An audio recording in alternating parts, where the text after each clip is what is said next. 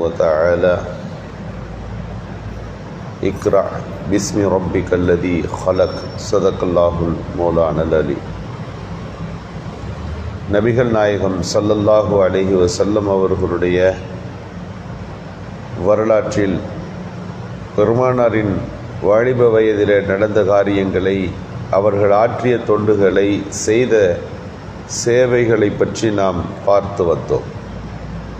நுபுவத்துக்கு முன்பே சமூகத்தினுடைய அவலங்களை களைவதற்கு நபி அவர்கள் பெரிய தொண்டாற்றினார்கள்.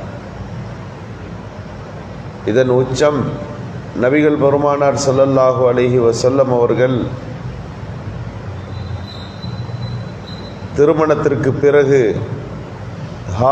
ஹிரா என்கின்ற அந்த மலை பொதும்பில் மாதத்திற்கு சில நாட்கள் அமர்ந்து விடுவார்கள். 3 நாட்கள் அந்த குகையிலே இருப்பார்கள். 3 நாட்கள் அவர்களுக்கு உணவு கொண்டு போய் கொடுக்கின்ற பணியை அன்னை ஹதீஜா ரலியல்லாஹு அவர்கள் எடுத்துக்கொண்டார்கள். சில வருடங்களிலே இது அதிகரிக்கவும் செய்தது. நபி அவர்கள் அங்கு என்ன செய்தார்கள்? மக்காவுக்கு உம்ராவுக்கெல்லாம் போனால் தெரியும். இன்றைக்கு பெரிய பெரிய கட்டிடங்கள் வந்த போதும் கூட ஹிராவிலே அமர்ந்து பார்த்தால் காபா தெரிகிறது. அன்றைக்கு இன்னும் பளிச்சென்று அது வெளிப்பட்டிருக்கும். நபி அவர்கள் அந்த மலை பொதும்பில் இருந்து கொண்டு காபாவை பார்ப்பார்கள். அந்த 3 நாட்கள் என்ன செய்வார்கள்? எத்தஹன்னஸ் என்ற அரபியிலே வருகிறது. அவர்கள் வழிபாடு செய்தார்கள். எத்தஹன்னஸ் என்பதற்கு இப்ராஹிம் அலைஹிஸ்ஸலாம் அவர்கள் காட்டி தந்த வழிபாட்டுக்கும் தஹன்னஸ் என்ற வார்த்தை இருக்கிறது. தஅப்புதும் பில் லயாலி, இரவு வணக்கங்களில் ஈடுபடுவது என்ற அர்த்தமும் இருக்கிறது. நல்ல காரியங்கள் செய்வது, எப்படியெல்லாம் ஒரு பரந்த விரிவான அர்த்தம் கொண்ட தஹன்னஸ். நபி அவர்கள் சமூகத்தை பற்றிய சிந்தனையில் அங்கு ஆழ்ந்தார்கள். நடக்கிற எல்லாவற்றையும் அங்கே அவர்கள் யோசிக்கிறார்கள். இந்த சமுதாயத்தை மீட்டெடுப்பதற்கு என்ன வழிமுறை, எப்படி கையாள்வது? நபி அவர்களுக்கு அது பலத்த சிந்தனையாக இருக்குது. 3 நாட்கள் ஒட்டுமொத்த நுபுவத்தின் வாழ்க்கைக்கும் அது ஒரு பெரிய முன் உதாரணம் என்று நாம் சொல்லலாம். இங்கிருந்து தான் அந்த சிந்தனையே தொடங்குது. இங்கே சமுதாயத்தை எங்கிருந்து வழி நடத்த தொடங்குறது, எப்படி வழி நடத்த தொடங்குவது என்ற ஆழ்ந்த கவலையிலே நபி அவர்கள் அந்த இடத்துல இருந்து கொள்வார்கள். ஒரு கட்டம் வந்தது. அல்லாஹ்விடமிருந்து உத்தரவு வருகிறது. இக்ரா பிஸ்மி ரப்பிக்கல் லதீ ஹலக். அல்லாஹ் நபியாக தேர்வு செய்கின்றான். நீங்கள் படியுங்க, உங்களை படைத்த இறைவனின் பெயர் சொல்லி படிக்க தொடங்குங்கள். கட்டி பிடிக்கிறார் ஜிப்ராயில் அலைஹிஸ்ஸலாம்.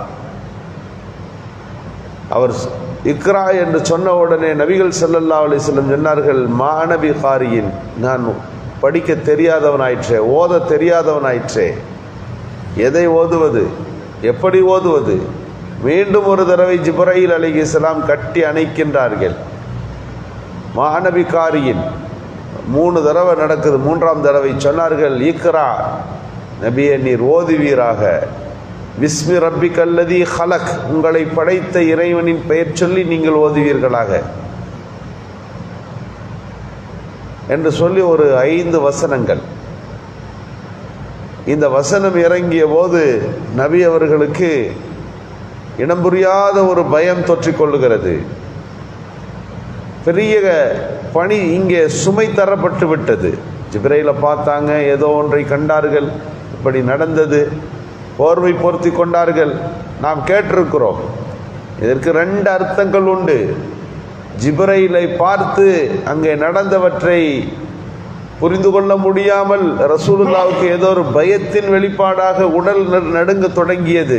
காய்ச்சல் வந்துருச்சு. ஜம்மிலூனி, என்னை போர்த்துங்க என்று சொன்னார்கள். சில விரிவுரையாளர்கள் இப்படியும் சொல்வதுண்டு, சமுதாயத்தினுடைய பெரிய ஒரு பொறுப்பு இங்கே தரப்பட்டு விட்டது. அதை எப்படி சமாளிக்க போகிறோம், இந்த சமூகத்தை எப்படி நாம் வழிநடத்த போகிறோம் என்பதனாலே போர்த்தப்பட்ட போர்வை. அல்லாஹ் குர்ஆன்ல, யா அய்யுஹல் முஸம்மில், போர்வை போர்த்தி இருப்பவரே, குமில் லைல், இரவுல எந்திரிங்க, நீங்கள் அன்பில் அஷீரத்தக்கல் அக்கரவீன் தொடங்குங்க உங்கள் பணியை, உங்கள் உறவினரிடமிருந்து இந்த பணியை தொடங்க ஆரம்பிச்சிருங்க என்று இந்த குர்ஆன் வசனம் வருகிறது. அப்போது போர்வை போர்த்தியது என்பது பயத்தின் வெளிப்பாடு என்பது ஒரு கருத்து. சமூக பணிகளின் சுமை நினைத்து அவர்கள் போர்த்தி கொண்டு அவர்கள் இதை எப்படி அணுகுவது என்கின்ற சிந்தனையில் ஆழ்ந்திருந்தது என்பது இன்னொரு கருத்து. நபி அவர்கள் சமூகத்தின் பணிக்கு தங்களை தயார்படுத்தி கொண்டார்கள்.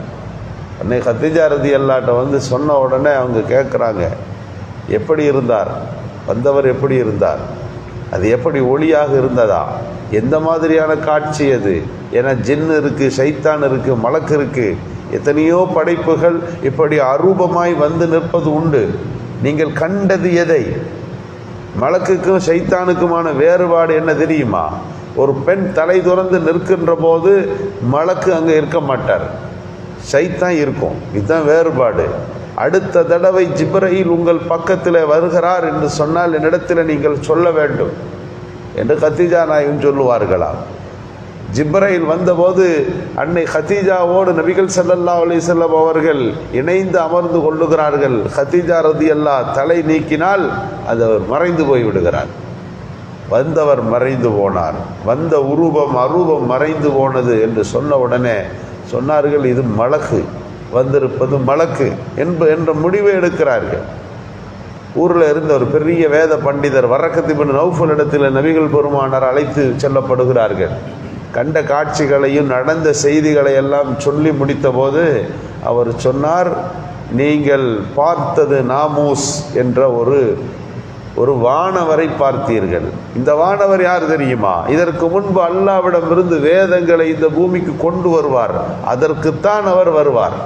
இதற்கு முன்பு நபிமார்களுக்கு வந்து கொண்டிருந்தவர் இப்போது வருகிறார் என்று சொன்னால், உங்களிடத்தில் பேசினார் என்று சொன்னால் நீங்கள் இறுதி நபி, அல்லாஹ் உங்களை தேர்வு செய்திருக்கிறான். எனக்கு வயசாயிருச்சே, நீங்கள் இந்த செய்தியை மக்களுக்கு சொல்ல ஆரம்பித்த உடனே இந்த ஊரை விட்டு உங்களை விரட்டிடுவாங்க. அவ முஹ்ரிஜிய, ரசூலுல்லாஹ்வுக்கே நம்ப முடியல, என்னையா விரட்டுவாங்க? ஆமாம், அவ முஹ்ரிஜிய, உங்களை இந்த ஊர்லேருந்து விரட்டுவார்கள்.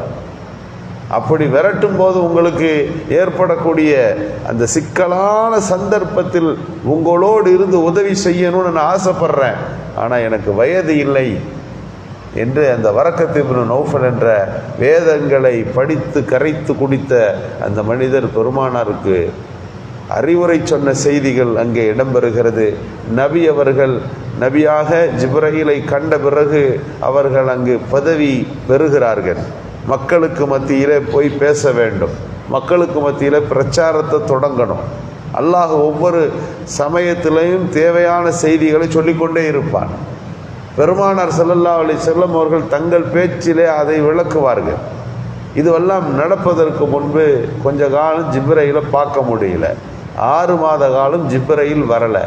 பொறுப்பு கொடுத்துட்டு கம்முன்னு போட்டால் அது என்ன, அது ரிஜெக்டடா, அது ஏன் ஒரு என்ன தயக்கத்தில் அது இருக்குது, ஏன் ஜிப்ரீலை நம் கண்களால் காண முடியவில்லை, ஏன் பார்க்க முடியல, ஒரே கவலை ரசூலுல்லாஹ்வுக்கு வந்துருச்சு.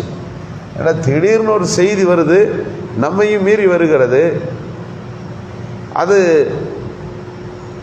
குறிப்பிட்ட வார்த்தையாக இருக்கிறது, அதாவது நான் நினைக்கிறேன், நான் பேசுகிறேன். ஆனால் வஹி என்று சொன்னால் எப்படி என்றால், குறிப்பிட்ட வார்த்தைகள், அல்ஃபால் அல் முஅய்யனா, குறிப்பிட்ட வார்த்தையை சொல்லி ஒரு கருத்தை விளக்கணும். கருத்து மட்டும் மனசில் வந்து நம்ம சொல்கிறது என்பது ஒன்று இருக்கிறது. வஹின்னு சொன்னால் அப்படி இல்லை, அவன் சொல்லி கொடுத்த வார்த்தையை அப்படியே சொல்லணும். அந்த வார்த்தையிலே கிடைக்கிற கருத்து அது பற்றி ரசூலுல்லாஹ் பிறகு விளக்கணும். அந்த வார்த்தை வந்து விழுகும்போது ரசூலுல்லாஹ் வேக வேகமாக மனப்பாடம் பண்ணுவாங்க. லா துஹர்ரிக் பிஹி லிசானக், நாக்க வேக வேகமாக அசைக்காதீங்க. இன்ன அலைனால ஜமா, ஜிப்ரீல் சொன்ன வார்த்தையை உங்கள் மனசில் நிற்க வைக்கிறது நம்ம வேலை. அல்லாஹ்வுடைய அந்த கலாமை நெஞ்சில் சுமந்தவர்கள் நபி அவர்கள். அது ஒரு மிகப்பெரிய ஒரு பாரமான செய்தி. அன்னை ஆயிஷா சொல்கிறாங்க, ரசூலுல்லாஹ் என் மடியில் இருக்கும்போது ஒரு தடவை வஹி வந்துருச்சு, என் தோடை உடஞ்சி போயிருமோன்னு நான் பயந்துட்டேன். ஒட்டகத்தில் இருக்கும்போது வஹி வந்தால், ஒட்டகம் எவ்வளோ பெரிய மிருகம், அது அப்படியே உக்காந்துரும் கீழே, பாரம் தாங்க முடியாது. ரசூலுல்லாஹ்வுக்கு வஹி வந்தால் என்ன நடக்கும் நபி அவர்களுடைய முகம் சிவந்து போகும். அந்த செய்தி வந்து முடிகிற போது மிஸ்ல சல்சலத்தில் ஜரஸ், ஒரு மணி சல சல சல சலன்னு மணி அடித்து ஒளிஞ்சா எப்படி இருக்கும், அது ஒலித்து கொண்டே இருந்தால் எப்படி இருக்கும், அதுபோல ஒரு ரிங்காரம் காதில் கேட்கும். அந்த செய்தி வகி வந்து கொண்டிருக்கிறது என்று அர்த்தம். எங்களோடு இருக்கிற ரசூலுல்லாஹ் கொஞ்ச நேரம் தனியில வேறு ஒரு நிலையில் இருந்தார்கள் என்றால் நாங்கள் அமைதியாகுவோம். காரணம், இப்போது ஜிப்ரையில் மூலம் வகி வருகிறது என்று அர்த்தம். ஜிப்ரையில் தான் வகியை கொண்டு வருவார்கள். ஜிப்ரையில் இல்லாத வேற மலக்கு வந்தாங்க, இல்ஹாமாக ஒரு செய்தி வந்தது, கனவில் கண்டார்கள் என்றெல்லாம் வந்தால் அது ஹதீஸே குதுசி. ரசூலுல்லாஹ் அதை பற்றி சொல்லுவாங்க, அல்லாஹ் எனக்கு இப்படி சொன்னான் அப்படின்னு. இது ஹதீஸே குதுசி. வஹீன்னு சொன்னாங்கன்னா ஜிப்ரைல் வருவார், அதை பெருமானாருக்கு குறிப்பிட்ட வார்த்தைகளோடு போடுவார். அது மாதிரி ஜிப்ரைல் ரசூலுல்லாவுக்கு தொடர்புல இருந்த வருஷங்கள் தான் 23 ஆண்டுகள். நபி அவர்கள் தூதுத்துவ பணியை மக்களுக்கு மத்தியிலே எப்படி முன்னெடுத்தார்கள், எப்படி நுபுவத்தின் பிரச்சாரம் அந்த மண்ணிலே விதைக்கப்பட்டது என்பதை இன்ஷா அல்லாஹ் அடுத்த தினங்களிலே நாம் அறிந்து கொள்வோம். சுப்ஹான்